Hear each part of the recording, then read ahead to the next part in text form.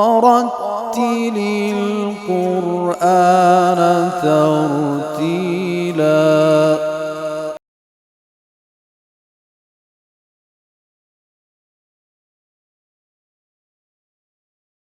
السلام عليكم ورحمة الله وبركاته.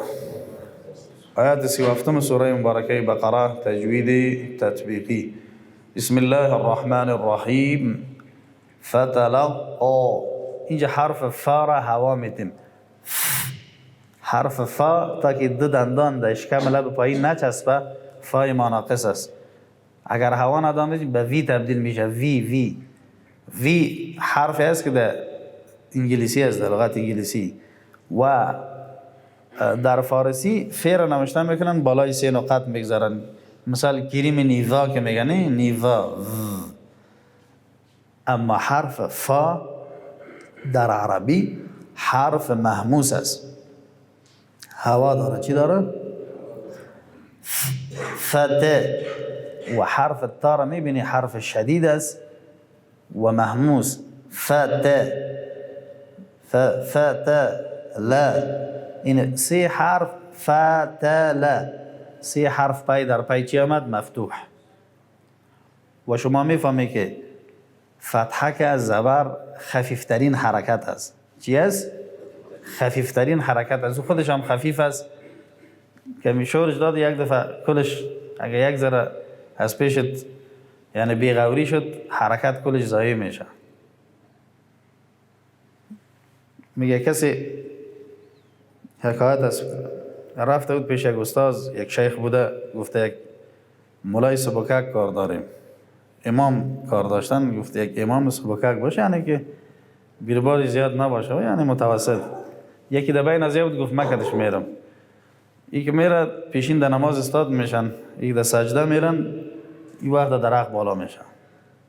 مردم در سجده ماندن، امام در سر درخت است. کسی اومد گفت بخیزه که امام نیست. هر وقت امام میبینید سر درخت، گفت داریش گفت فلا سبکک نمیشه، مخ سبکک از این گفت شمال آمد مرا این سر درخت بالا کرد. دیگه خاص بود که یک تنبیه میکنه که به نظر کم دیگه نبینن. یک قصه یادم آمد، حکایت دیگه فتحک است، خفیف است، سبکک است. یعنی اگر متوجه نشدیم چیز میشه، ضایع میشه از پیش ما. به او خاطر شما ببینید که در اینجا لا سه حرف پای در پای چی داره؟ فتحه داره. لا. اینی حرف لام که است، اصل در لام ترقیق از باریکی است، الا در لام لا و جلاله که زبر رو پیش داشته باشه یا ساکن بعد از فتحه و زبر باشه، فتحه و ضمه. مثال الله، عبد الله، قال الله. اینی لام پر میکنیم. در روایت حفص عاصم دیگه لام پر نداریم. این لام همسایه حرف قاف است و حرف قاف شما میفهمید از حروف چی است؟ استحلاس پر نطق میشه. و الفی هم که بعد از حرف قاف اومده پر میشه. گفتیم که الف و پوری و باریکی صفت نمیشه، مطابق چی میباشه؟ ما قبلش. میگیم که فتلا او. چطور؟ فا باید هوا داشته باشه. فتلا او. احسنتم. اینجا الف حرف مد شد به خاطری که قاف زبر داره و طرف الف آمده. بعدش همزه آمده. همزه که آمده است این دیگه از طبیعتش بر آمد. در روایت حفص عاصم از طریق شاطبی ایره چند حرکت کش میکنیم؟ 4 حرکت. فتلقا. کلمه آدم این مد بدل است، اصلش اعدم است. چی است؟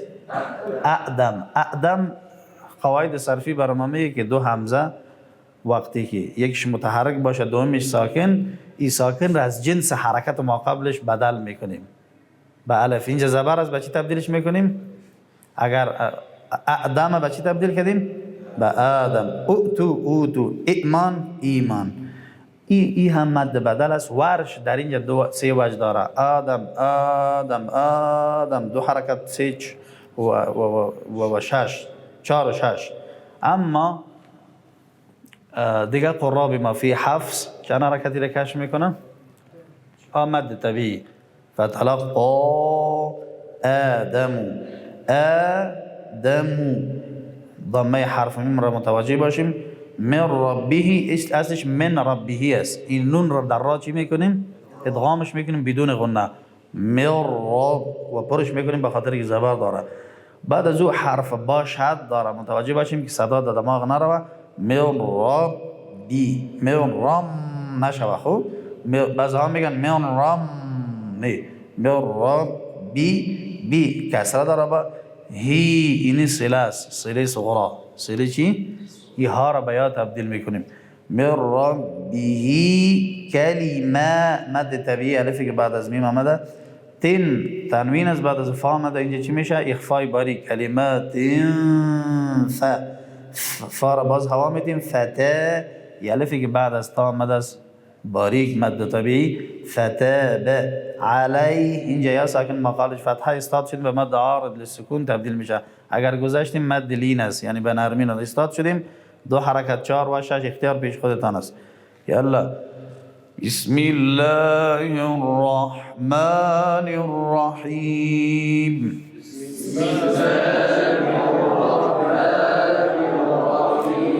فتلقى آدم من ربه كلمات فتاب عليه.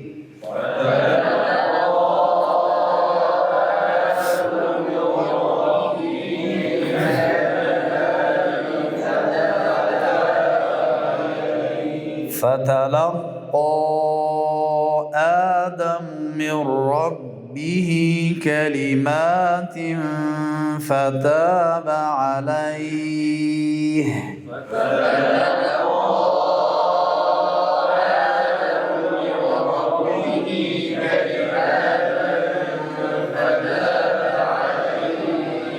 اینجا همزه شدید از حرف شدید، نون شد داره. این اول غنه را پورا میکن، بعد از او میریم به فتحه.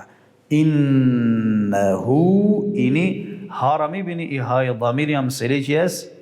صغرا. اگر او طرف همزه آمد به مد منفصل تبدیل مثلی کبرا میگه. اینجا ما اینجا دو حرکت یک واو کش میکنیم. اینه باید لبها گول شود.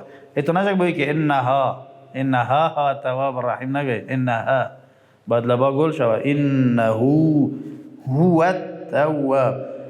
اگر استاد شدیم هو واو ثابت میشه. اگر گذاشتیم این واو را میبینین فتحه داره.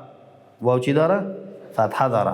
اگر استاد شدیم میگم اینه، گذاشتیم اینه هو التواب. اینجا لام چی است؟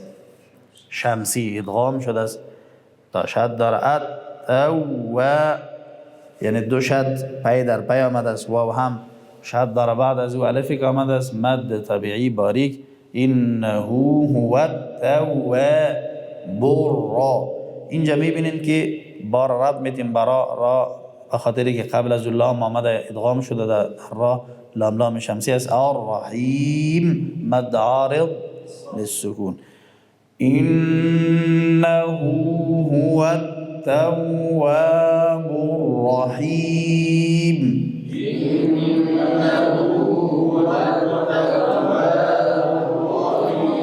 صدق الله العظيم.